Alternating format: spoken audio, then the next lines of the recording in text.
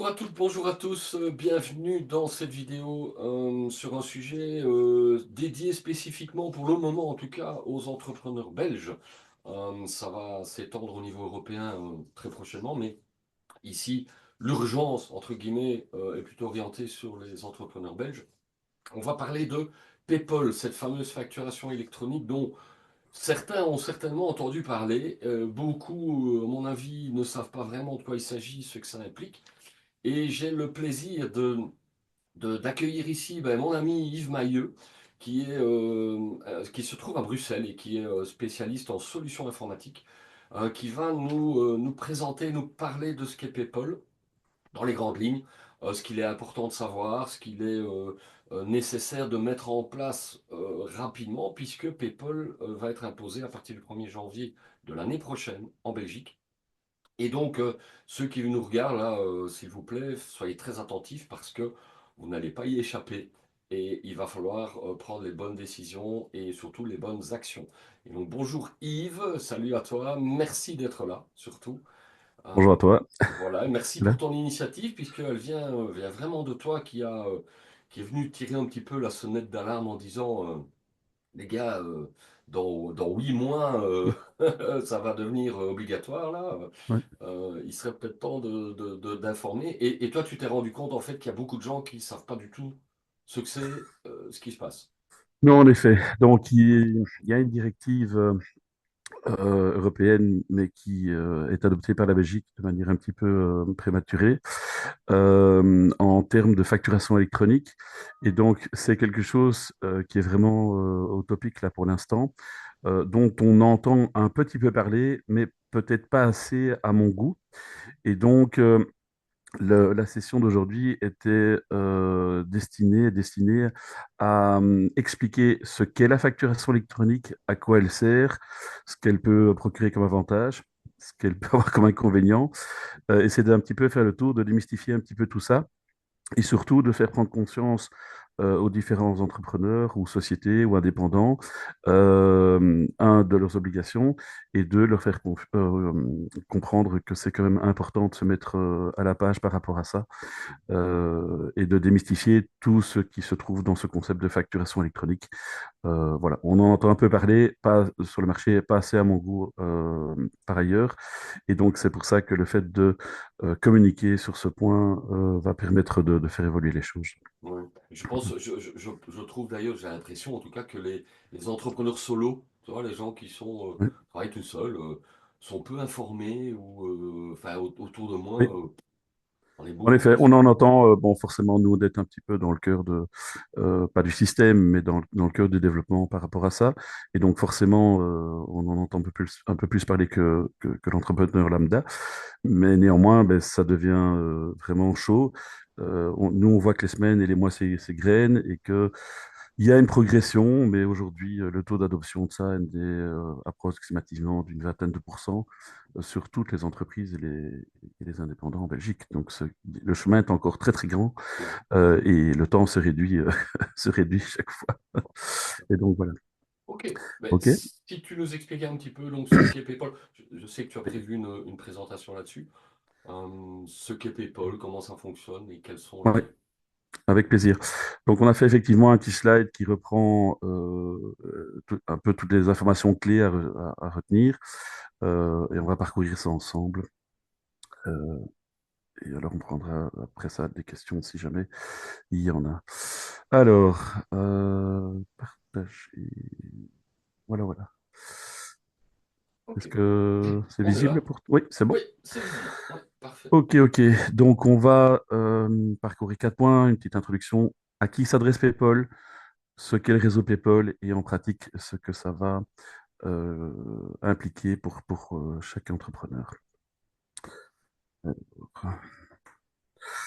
Voilà, donc en guise d'introduction, forcément, on va peut-être faire un petit retour dans le temps. Donc, il y a grosso modo une dizaine d'années, la majorité des factures étaient encore envoyées par la poste. Tout ça a bien changé, évidemment, avec la période Covid et autres. Généralement, ces factures étaient déjà produites par un système informatique, étaient envoyées par la poste. Le destinataire les recevait, devait les réintroduire dans son propre système, soit avec un système de scan ou de reconnaissance ou quoi que ce soit. Et donc, on passait d'un système digital vers un système papier et puis du système papier vers du système digital. Euh, la situation d'aujourd'hui est déjà un petit peu différente puisque une grosse majorité des documents sont envoyés sous une forme de PDF d'une manière ou d'une autre, un scan ou un PDF qui est directement généré par l'application. Donc, la poste est un petit peu laissée de côté. La seule chose, c'est que le destinataire doit encore effectivement traiter le document de son côté. Et donc, nos éminents gouvernements ont établi un système standardisé de facturation électronique qui est un système européen. Donc, ça va s'adresser à terme à toutes les entreprises d'Europe qui sont compris dans cet espace européen. Et donc, une norme qui va permettre de transmettre un document, facture ou autre, ou note de crédit par exemple, d'un système informatique vers un autre système informatique à travers un canal particulier qui s'appelle le canal PayPal.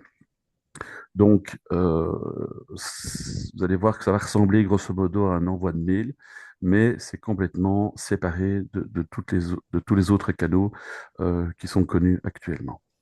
J'ai cru voir que l'Europe Mm. prévoyait une obligation générale européenne pour 2030 à peu près. Est-ce que c'est dans les zones que tu as? Oui, j'ai pas vérifié cette information, mais c'est très possible. En fait, ce Donc, système PayPal existait déjà, par exemple, pour toutes les entités qui facturaient à l'État, donc mhm. vers les communes ou d'autres choses comme ça. Ils étaient déjà obligés de passer par ce système PayPal.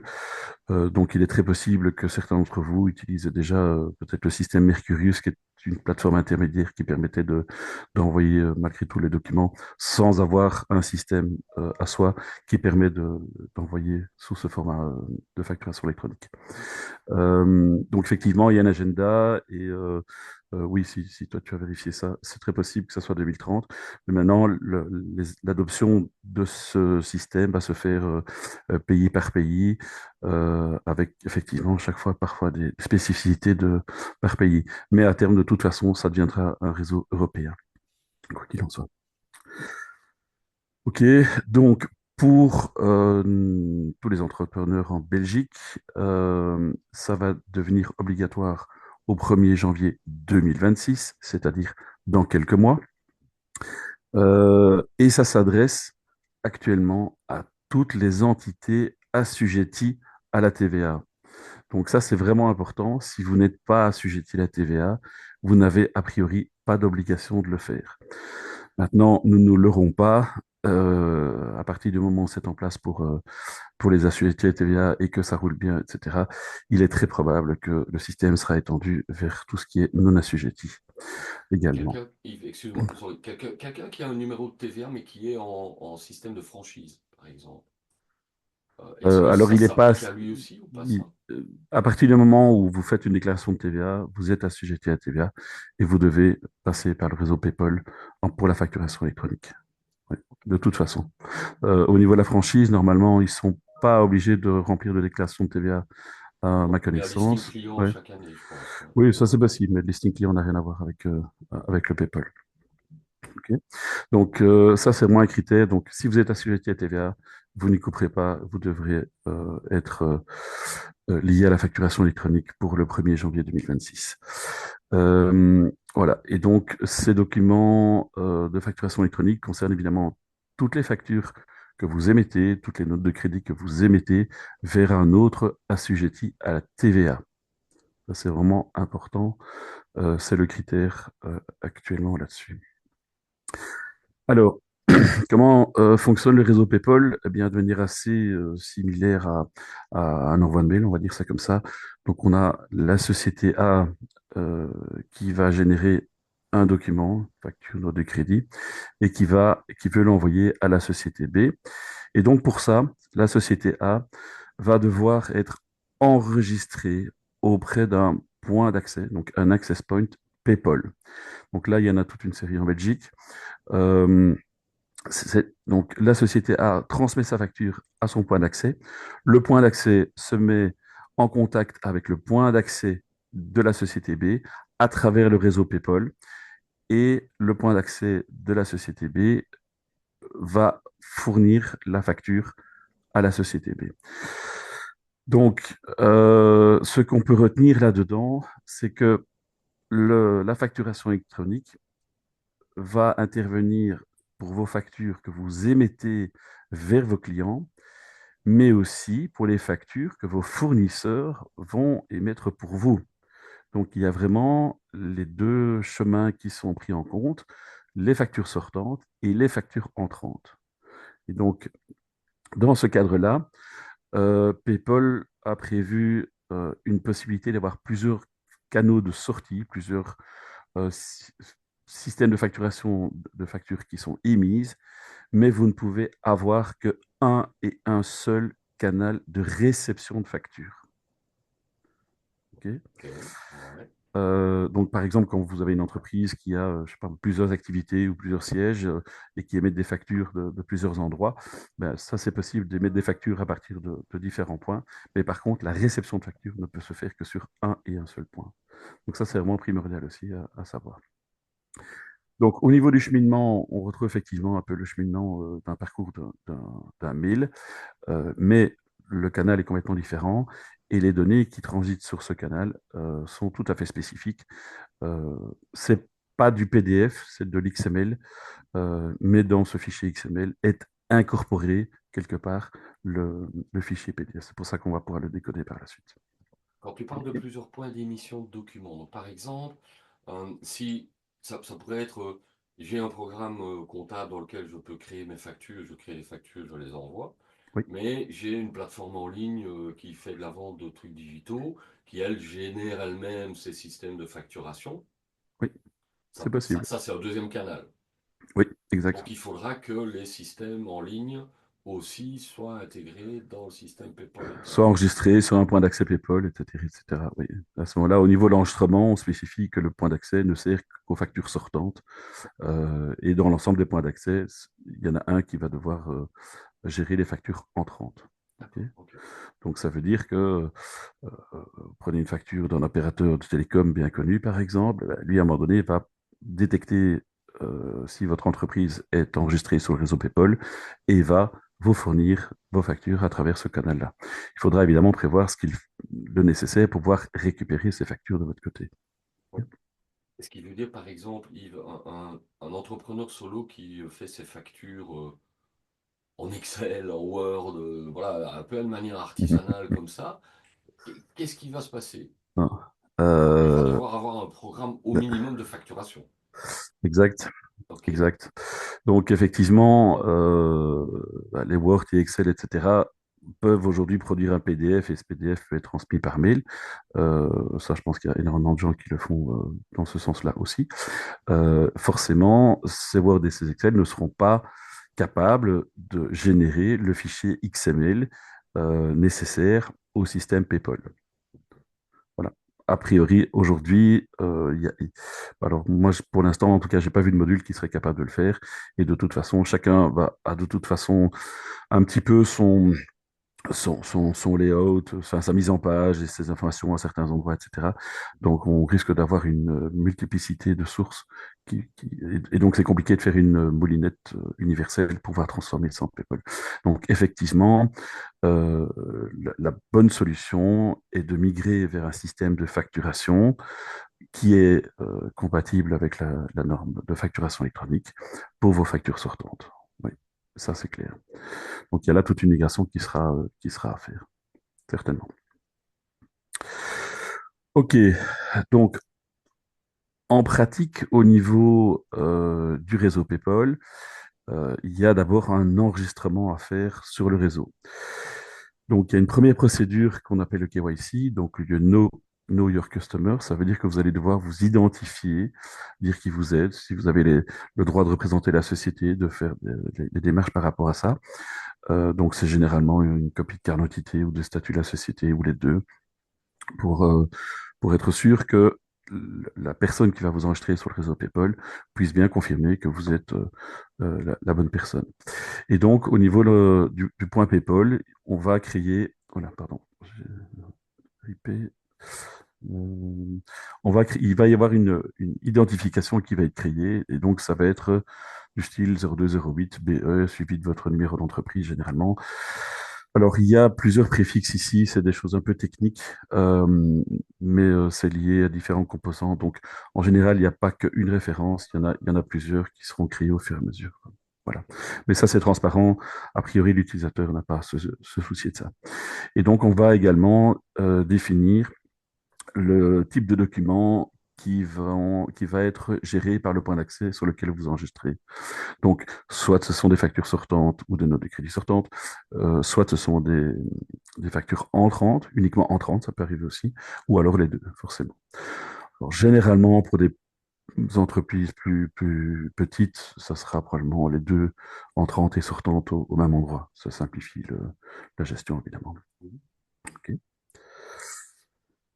Alors,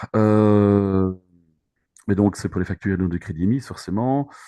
Fini les PDF, en tout cas dans la forme actuelle. Ça sera encore possible jusqu'à la fin de l'année. À partir du 1er janvier 2026, évidemment, ça sera terminé. Et donc, il y a lieu de se poser la question de savoir si le système de facturation que vous utilisez actuellement est capable de générer une facture XML au format PayPal, PayPal 3 dans ce cas-ci. Et donc, en fonction de ça, il faut analyser la manière dont vous travaillez et de se poser la question, est-ce que je maintiens l'outil que j'ai déjà aujourd'hui ou est-ce que je dois migrer vers un autre outil et à partir du moment où vous optez pour celui-là, voir quel est l'outil qui convient à votre activité, etc., etc. Donc, il y a une adaptation du changement de système de facturation si nécessaire. Ça, c'est vraiment important. Autre remarque extrêmement importante, euh, une fois qu'une facture est envoyée sur le réseau PayPal, elle ne peut plus jamais être modifiée. Donc la facture est émise, elle est émise. Vous devez la corriger. Il faut faire une note de crédit ou une note de crédit et une refacturation derrière. Donc ça, c'est super important. Euh, c'est clair que, je vais reprendre juste 30 secondes le schéma de tout à l'heure ici. C'est clair qu'ici au milieu, il y aura malgré tout un espèce de regard au niveau de l'État. Il faut savoir que le système PayPal vient d'une initiative d'origine qui s'appelle VIDA. Et VIDA, c'est VAT in Digital Age. Donc, ça veut dire comment gérer la TVA à l'ère du digital. Donc, euh, voilà, il faut savoir qu'il y a quelque part une information qui sera stockée au niveau du gouvernement. Bonne ou mauvaise chose, je pense que voilà, il y a un peu à boire et à manger là-dedans, mais d'un autre côté, si effectivement ça peut réduire, solutionner ou aménager les contraintes administratives de ce côté-là, je pense que c'est malgré tout une bonne chose. Voilà. Alors, au niveau de la réception de documents, donc c'est clair qu'à un moment donné, vos fournisseurs vont vous envoyer des factures aussi. Ils aussi seront liés à l'obligation de la facturation électronique. Et donc, la société lambda va vous envoyer une facture. Il va falloir pouvoir la réceptionner. Donc, aujourd'hui, comment ça se passe? Généralement, soit vous recevez des factures par PDF, par mail, soit vous devez vous connecter sur une plateforme d'un fournisseur et aller télécharger la facture correspondante. Enfin, il y a aujourd'hui toute une diversité de systèmes digitaux qui vous obligent à faire différentes manipulations pour récupérer l'ensemble de vos documents. À partir du moment où la facturation électronique est en place, le canal est ouvert et donc l'ensemble de vos fournisseurs va avoir l'obligation de vous transmettre vos documents à travers ce canal-là.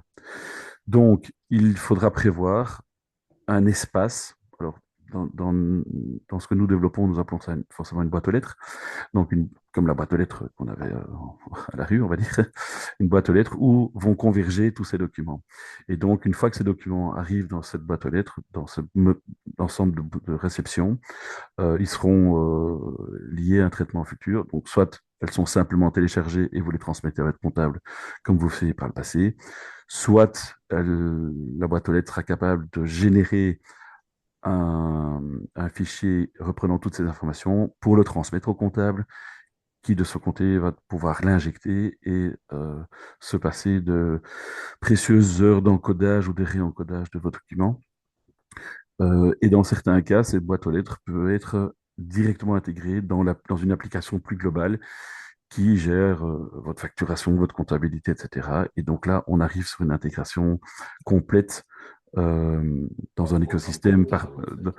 C'est un, Bah, c'est oui, l'équivalent d'un programme comptable, hein. c'est un programme comptable, un ERP, voilà. Mais donc, ce serait une application qui intègre différents modules qui vont de la réception du document jusqu'au bout, jusqu'à la comptabilité. Voilà. Si je n'ai pas, moi, de programme, par exemple, comptable, la réception de ce document, que tu parles de Mm. boîte aux lettres, euh, physiquement, c'est comment? Ça arrive dans un dossier qu'on a quelque part, ça arrive dans un email, ça arrive. Alors, ça peut arriver sous plusieurs formes, hein. Ça peut, donc, a priori, ça sera une plateforme où tu vas recevoir toutes les différentes factures.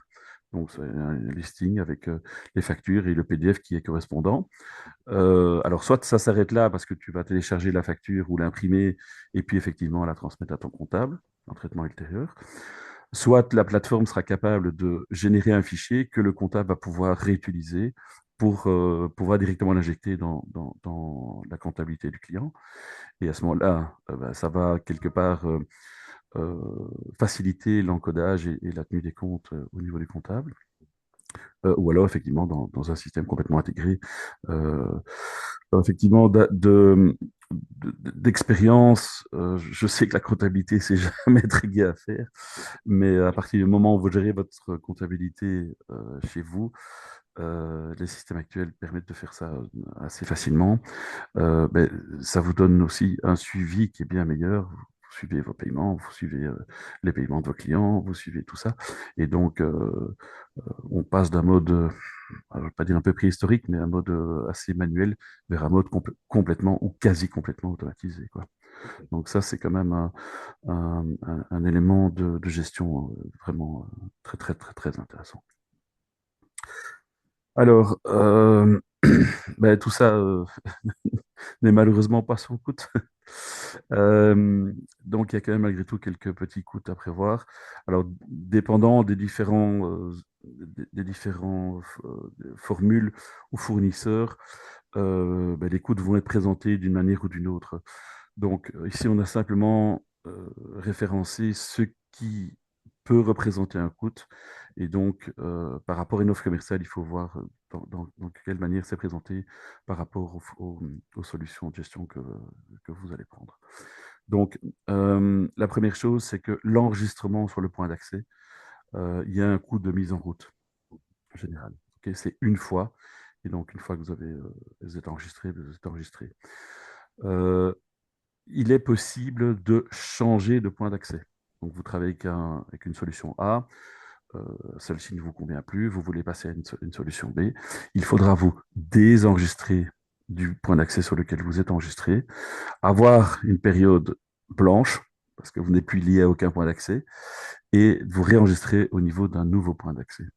Donc ça, c'est possible. Attention que le réenregistrement, forcément, risque de régénérer un coût d'enregistrement aussi par rapport à ça. Il y a certainement un coût de transfert par document sortant. Donc, le document sortant, c'est facture au nom de crédit. Alors, certains le facturent l'unité, d'autres facturent dans le pack, d'autres, ce sera facturé suivant par exemple, le concept de boîte aux lettres, etc., etc. Euh, Peut-être qu'il y en a qui le font gratuit, mais on dit toujours quand c'est gratuit, c'est vous le produit. Mhm. Ouais. Et donc, bien souvent, ça peut être englobé dans le prix d'un service plus globalisé ou quelque chose comme ça. Mais donc, chaque document que vous allez émettre, qui va passer par le réseau PayPal, va être facturé. Vous pouvez faire l'analogie avec un timbre. Qui coûte aujourd'hui relativement cher.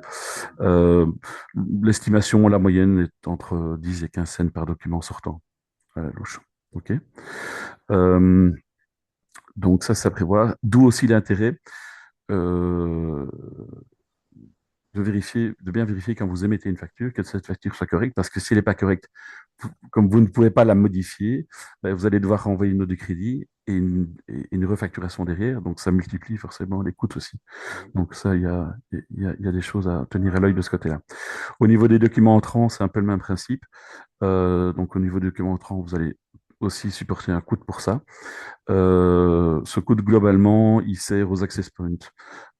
parce que forcément, il y a de l'infrastructure informatique derrière, il y a des gens qui le gèrent, il y a des impératifs de stockage, d'archivage, etc. Ça représente un coût et le coût que vous payez par document couvre cet aspect technique. Donc, en fait, Voilà. petite parenthèse, Oui. donc en fait, les access points, là, ils vont gagner deux fois, puisque tout document sortant est d'office un document entrant de l'autre côté, Oui, mais c'est pas le même access point qui gagne, hein. etc. Ah oui, ok, c'est des access points différents entre Oui, l'entrant et le oui. sortant. Ouais, ouais. D'accord. Si moi je suis connecté à l'access point A et toi tu es connecté à l'access point B, mais forcément moi je vais payer ma facture sortante euh, quelques cents à mon access point et toi tu vas payer tes quelques cents à ton access point. Ah, ok, Voilà. d'accord, ok. Voilà. Ok. Voilà, je pense qu'on a un petit peu fait le tour. Donc, soyez prêts à attendre, n'attendez pas la dernière minute parce que aujourd'hui, c'est pas encore il n'y a pas beaucoup je ne vais pas dire qu'il n'y a pas de dynamisme sur le marché, mais on n'en entend pas encore parler. Les gens ne se sentent pas encore très très concernés avec ça, et donc on craint qu'à partir du début septembre, ça risque d'être le rush parce qu'il va y avoir de plus en plus de communication. Les gens vont devoir faire ça dans l'urgence et généralement l'urgence n'est jamais la meilleure conseillère. Donc voilà, surtout si vous devez remettre en cause votre système de facturation, euh, il- ça doit s'implémenter, ça doit se valider, vous devez le paramétrer, etc. Donc c'est des choses qui prennent du temps, de l'énergie. Euh, on est tout doucement à l'approche des vacances, donc c'est souvent des moments opportuns pour pouvoir réfléchir à tout ça, éventuellement opter pour une solution autre que celle que vous avez pour l'instant. Ouais, voilà. Pour un peu résumer, par rapport à l'entrepreneur classique, euh, qui fait ses factures en Excel et en Word dont je parlais tout à l'heure, Oui, le minimum vital dont il aura besoin, c'est au moins un programme informatique de génération de factures électroniques, enfin, de manière électronique. oui. Euh, Par rapport à la réception, bah, s'il y a une boîte aux lettres qui existe où il sait aller le faire, il peut encore tout le reste transmettre manuellement à son comptable. Bon, parce que tu as des indépendants, ils font leurs factures, ok, en Excel, en Word, peu importe. Mais souvent, ils regroupent tout dans un tableau Excel, facture achat, facture vente, etc. C'est par chez le comptable qui se débrouille, voilà. Et est-ce que PayPal va aussi impliquer un peu une obligation de même soi-même avoir un programme comptable avec de la facturation ou pas? Euh, je, alors, mon sentiment est que le bon couple, c'est au minimum facturation, un logiciel ou une application de facturation pour émettre des factures vers vos clients, et un système de type boîte aux lettres qui permet de réceptionner les factures de vos fournisseurs. Ça, je pense pour moi que c'est le minimum à avoir. Euh, Au niveau de la partie comptabilité, alors l'idéal, c'est effectivement d'avoir une application de comptabilité qui est liée avec les deux premiers modules. Maintenant, ça implique aussi d'avoir quand même un minimum de connaissances au niveau de la comptabilité euh, pour que vous puissiez faire la différence entre les différents types de factures entrantes. Je vais prendre un exemple. Euh, si je fournis si je fournis une imprimante à une société, par exemple, dépendant par exemple du prix de l'imprimante, elle va être considérée avec des natures différentes. Donc si mon imprimante va coûter 100 ou 150 euros, je peux considérer comptablement que ça fait partie de petits matériels. Ok. Et donc pris dans Pas une unité de charge d'amortissement, directement, pas etc. d'amortissement, Ouais. etc. Exactement. Mhm. Ouais. Si j'achète une imprimante à 1500 euros, forcément, au moment où je vais réceptionner la facture, ça dépasse le montant de 500 euros et donc je dois avoir l'obligation de l'amortir. Et donc, l'enregistrement de cette facture se fait un peu de manière différente. C'est clair que si vous ne maîtrisez pas l'aspect comptabilité, laissez ça à votre comptable, fournissez-lui l'ensemble des documents, l'ensemble des flux financiers, des extraits de compte, etc. Et ça, c'est primordial, c'est sa matière première à lui. Si vous maîtrisez la compta, je pense qu'il est plus intéressant de maintenir l'intégralité de l'application facturation, comptabilité, boîte aux lettres chez vous, enfin chez vous, que vous soyez maître sur ces applications-là et que le comptable vienne intervenir là-dessus pour les opérations de clôture, type déclaration de TVA ou déclaration fiscale en fin d'année, etc. L'encodage au niveau des comptables est une phase assez pénible. Il y a deux phases pénibles, c'est la collecte des documents et l'encodage. Parce que les gens parfois ne transmettent pas tous leurs documents ou ils les ont égarés, etc. D'où là aussi l'intérêt d'avoir une plateforme de type PayPal ou boîte aux lettres, parce que vos fournisseurs vont être obligés d'envoyer ça au même endroit, sous la même forme, et d'avoir une centralisation de ces documents-là. Oui. Donc ça Et c'est on peut donner ces accès-là au comptable qui lui-même est capable de effectivement, lui-même chercher les effectivement, infos, quoi. effectivement, effectivement. Ou extraire un fichier si lui a une plateforme qui permet de le récupérer, et donc aussi gagner un temps d'encodage précieux, parfois avec un impact sur votre facture de comptable au bout du mois, du trimestre ou de l'année, évidemment.